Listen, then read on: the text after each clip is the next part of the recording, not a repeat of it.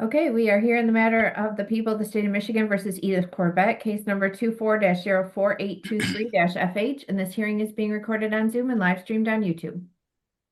And this matter comes before the court this morning on Ms. Corbett's motion to withdraw her plea or for judicial vacatur of the guilty plea. At this time, I would invite counsel to place your appearances on the record.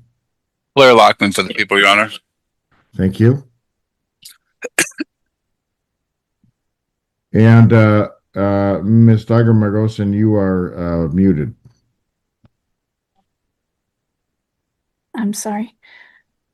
I'm Janice Dagger-Margosian for Ms. Corbett.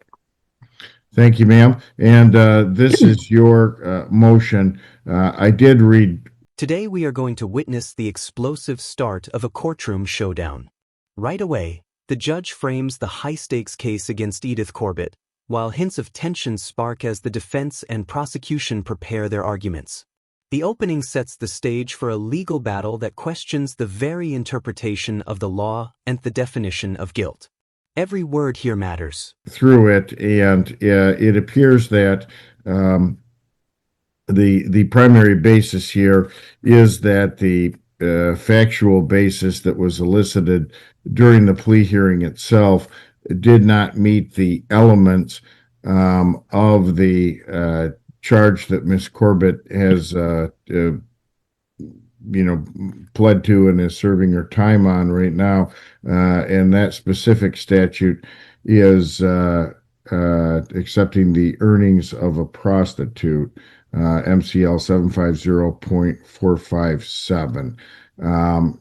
And I did read through your brief and the prosecutor's response, and I guess my view of this, particularly in light of the appellate cases that set a somewhat relaxed standard for a judge accepting a factual basis, is I certainly viewed the entirety of the transaction that Ms. Corbett was involved in with these customers coming to the massage parlor as a transactional situation where the customer comes in, they pay Ms. Corbett the $50, allegedly for the room, but, let's be honest, under the facts of the case, it is for access to a room with a young woman who's going to perform a sexual act, and everyone has knowledge of that, and then,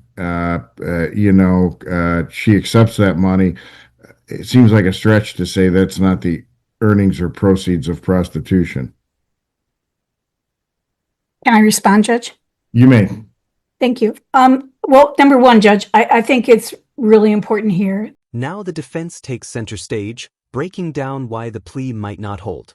They argue that Corbett never knowingly profited directly from sex acts, highlighting gaps in timing and intent. It's a meticulous, suspenseful dissection of the law, raising serious questions about due process. The tension escalates as the courtroom navigates through layers of inference and legal nuance. In light of, and I think the Maury case is really important, that you really do have to look at the language of the statute. Here, Ms. Corbett did not stand there and accept these door fees. So number one, I think the important fact is they were door fees. They were not money obtained from a sex act that was performed. And she was not present at the premises at the time she collected these fees. She collected them at a later time, at a different time, when these sex acts were not going on. Well, let me just pause you. She wasn't the landlord of these premises. That was someone else. She leased the premises, and this was her business, right? Whether she was present for every moment, and certainly I think everyone agreed, well, she's not present in the room when the sex act occurs, but that rather it was a scenario where she knew and allegedly, perhaps, to some degree, trained or, prepared these women for, the nature of this illicit massage business. Right. And further, I don't think that, the statute doesn't say you got to be standing there and the prostitute commits the act of prostitution while you watch it and then hands you a portion or some of the money. It just says that the person themselves knows what's happening and then they accept, receive, levy, or appropriates any money or valuable thing, from that act. And I guess the other piece of that is without any consideration given to the person, presumably I'm trying to figure out what in the heck the statute means by consideration here. And the only sense I can make of it is, you're not giving any consideration back to the person who performs the act, but rather you're just taking the money or a portion of the money that comes results from the act in a broad sense, the proceeds or earnings. So, I guess, and that's really my thought in looking at the statute entirely is you'd like me to, impose a sequential order that this has to happen in time. And the statutory language to me reads much more broadly than that. It says, hey, if you get your hands on some of this money and you know where it's coming from, you're liable, that's what imposes jeopardy under the act. Am I reading it too broadly? I think so, Judge. Respectfully, I think that, and this is what happened in the Morey case, is the Supreme Court looked really, really closely at the words of this statute. I think here you would have to have a situation where Ms. Corbett was receiving money from the prostitutes and knowing at the time she received it that that's what it was from particular sexual acts. Here we don't have that. We have a very generalized set of door fees. So I think what the area we're treading into is what Morey the was a little prosecutors. different though, because it was the person was more or less who at least, and I didn't read, I just read your summary of Morey, but it sounded like that was a scenario where the person was receiving the calls and then directing the customers to a location to meet with a prostitute, and if there was any money changing hands, it would have been a separate transaction or not, and in that, is that the kind of the background of Morey? I think, and I summarized Morey as well as I could for you in the brief, but I think the important part of Morey and what happened at the Michigan Supreme Court level is that court said every single word of that statute has to be observed and complied with by the courts. And we can't. This is the kind of case where you could make inferences upon inferences upon inferences, which the prosecutor relies on in the brief, talking about inferences. But number one, this is a plea, so you got a due process concern of making sure, because you're not having a trial, you're not having a jury find these facts, that the defendant is establishing this guilt. And number two, where the inference upon inference, the old rule of Attlee, I believe it was loosened up in a case called Hardin in 2002, which still said you must have findings that are based upon evidence. You can't speculate. And in this particular case, we're in the realm of speculation. There were door fees collected. Ms. Corbett was not there to collect those fees. She didn't know what was happening in those rooms. There may be times certain things didn't happen. You don't have a transaction where a prostitute goes into a room, does an act, comes out, and turns over her profits. And I think that's, this statute, I think, derived from the times when there were, where prostitution was developing. Right. And so you had pimps that were taking fees one-on-one. You don't have that in this case. You have a very generalized setting that she made available. She didn't know what was happening in those rooms. The statute says knowingly that the acts must be profited from knowingly. She didn't do that. She provided a premises. It was known that in general this happened, but she didn't have a one-for-one knowledge that the money she accepted was happening. I don't think that there can be a reasonable inference here. I think you've got inference upon inference upon inference, and I don't think that has any place in plea proceedings, Judge. That's a violation of due process. So that's the summary of my argument. Well, her own attorney asked her, and I'm on page 9 here. Here, the prosecution fires back, challenging the defense's claims and labeling it as buyer's remorse. They stress that Corbett's own testimony confirms she knew what was happening in her business, escalating the courtroom drama. The clash between legal strategy and factual interpretation creates a palpable tension, leaving viewers questioning who will ultimately have the stronger argument. Of the plea colloquy, Mr. Fabian, you're aware that at least one or more of these independent contractors would perform sexual acts during the massage and in exchange for money. Correct. Corbett, yes, sir. I mean, Correct. how's that not acknowledging that she knows what's happening in those rooms, whether she's on the premises at the moment or not? Well, but I think that again, what we've got here is a generalized situation. So she is stating that she knows generally this happens.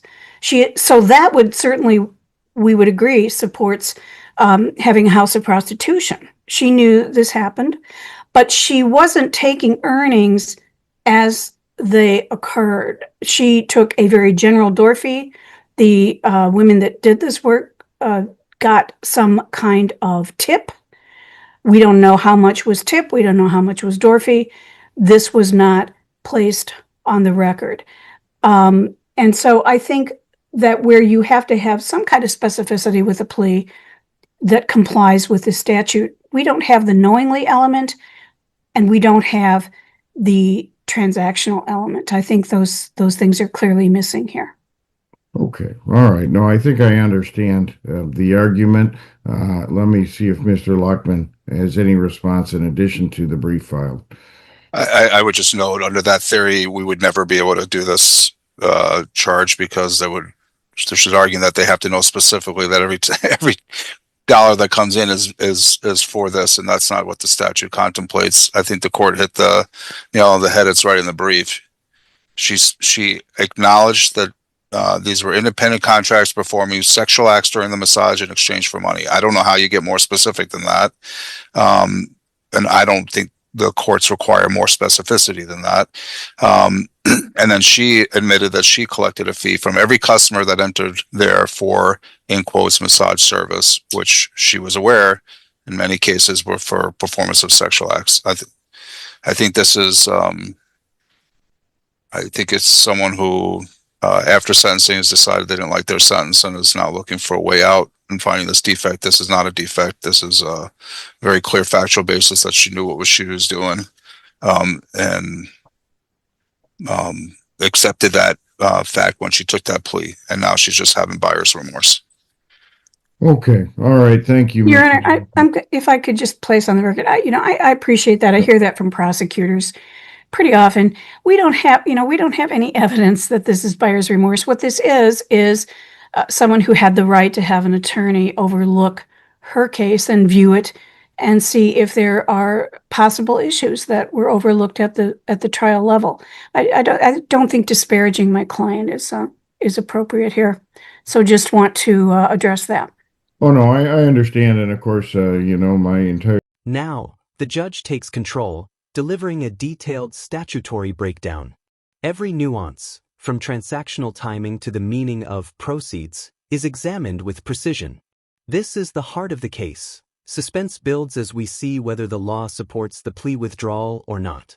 The courtroom feels the weight of reason and authority as the judge meticulously dissects each argument. Their job is to make sure that, each person that comes in front of me gets the full range of procedure they're entitled to, and a hearing like this is just that. So I don't attribute any of it to, some sort of ill intent on behalf of your client. I know, and I know that you're simply doing your job here as well, and going over the proceedings, as it needs to be done with a magnifying glass to make sure that I get it right, because heaven knows.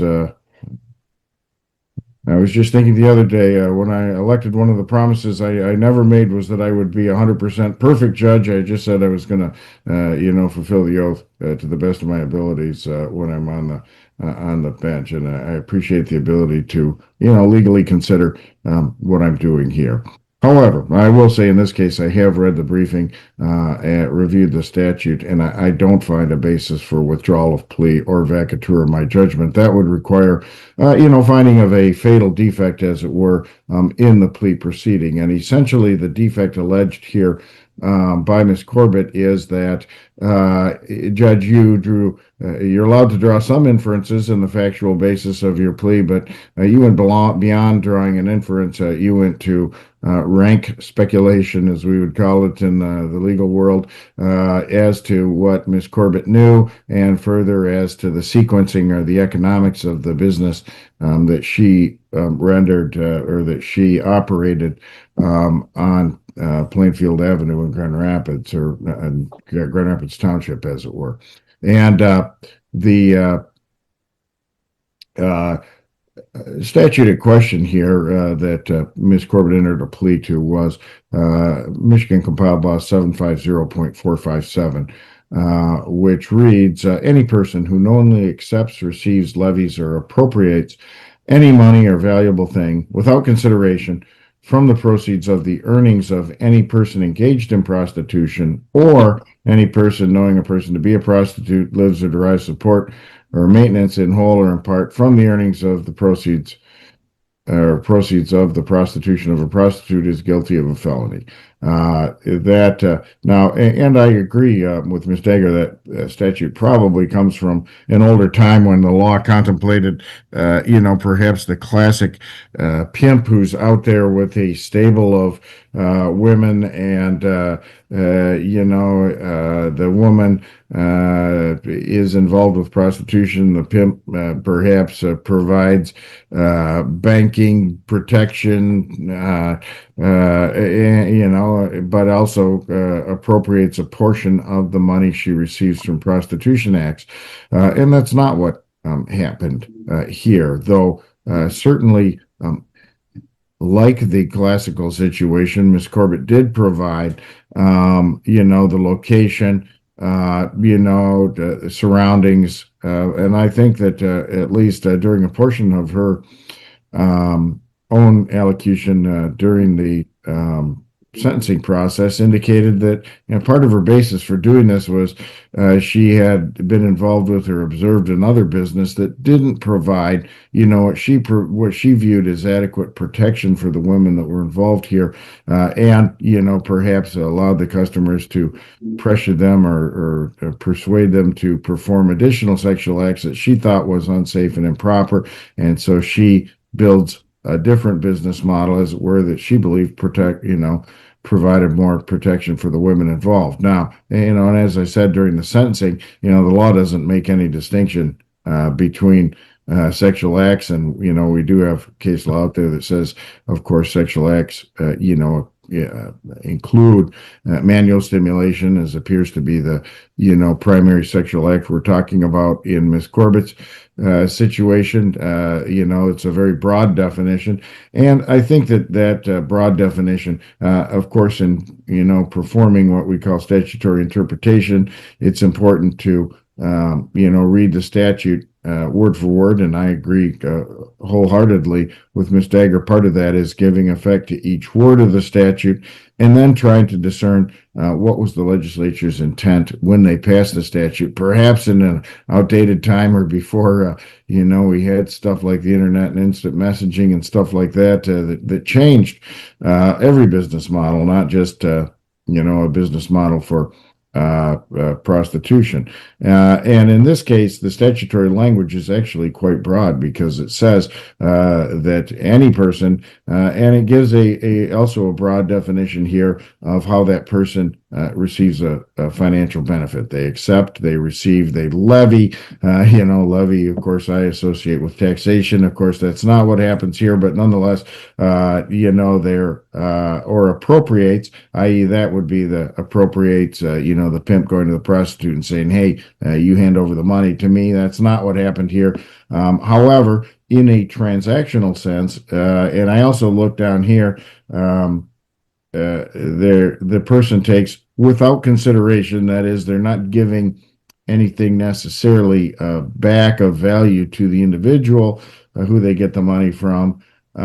from the proceeds of the earnings of any person engaged in prostitution. Now, read in its absolutely most narrow sense, that could include a time factor, in that the person has to commit the act of prostitution and then hand the money over in that classic pimp model that I talked about earlier, which was not what happened here. Here, the timing sequence of these men patronizing this business is they come in, they pay the money to the house, the door fee, for the room, for access. Well, and let's be honest here, they're not renting a room, to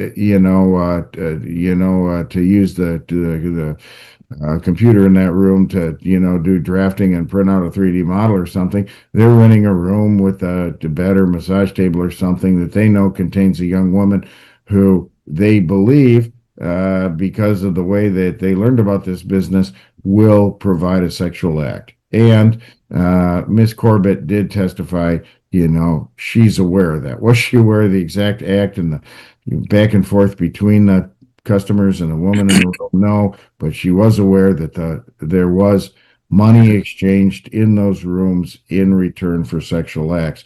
And I think that taking the broader reading of this, that the earnings of the person engaged in prostitution, well, after all, the reason that the men are coming to the business in the first place isn't to get that room for an hour, isn't to lie in the bed for an hour and talk to the woman. They are coming in to, at least in some instances, and it doesn't have to be every instance. In fact, it probably only has to be one instance to fulfill the statute. In at least one instance, the person is coming in and engaging in an act of prostitution. And in my view, in light of the way the transaction occurs here and the use of the word proceeds in the statute, that, there's a broader transactional view here, and that, in terms of the customer coming in, they're going to pay $50 and they're going to give whatever they give to the woman inside the room. And the entirety of that is to facilitate or enable or make happen the act of prostitution that occurs. And I believe that is a reasonable inference for the court to make during the plea colloquy and during the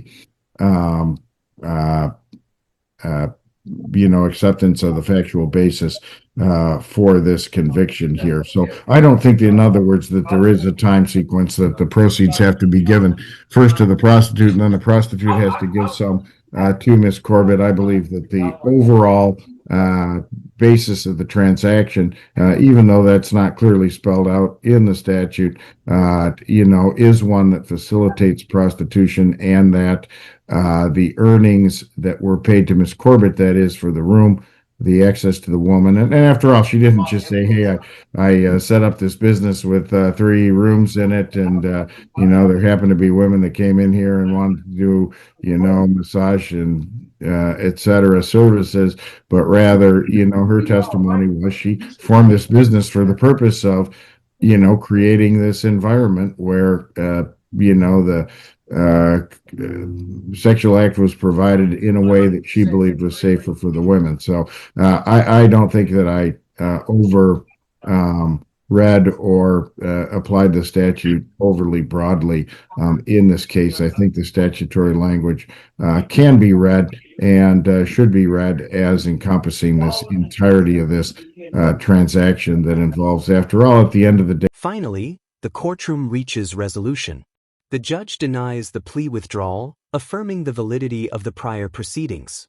Corbett acknowledges the ruling and seeks a brief private moment with her attorney. The tension finally settles, but the gravity of the case lingers, leaving a powerful impression. Don't forget to like this video, subscribe to the channel, and we'll see you in the next video. It is transactional. The customer comes in, they pay money, albeit to 2 different sources, one for the room, one for, perhaps more money in the directly in the room, negotiated with the young, the woman in the room herself. But nonetheless, the overall transaction is one that facilitates a sexual act in return for money. And Miss Corbett knew that was occurring. So I don't think that is an overly broad reading of the statute, nor do I think it supports the type of defect that would allow vacatur of the plea by me at this time. Thus, I'll allow the plea to stand and the motion is denied. Thank you, Judge. Two things. I'd be glad to do the order and submit it to you for signature, the order for denial. Very well. And then I can serve that to the prosecutor if that's acceptable. We presented just a general order. It's just a standard blank. You want to do that? Okay. It's the court already has it. Yep. Oh, it is. Okay, good. Yep. Okay, so the order's taken care of. Number two, could I have a few minutes with Ms. Corbett in a breakout room, please, before we sign off? Certainly. Okay.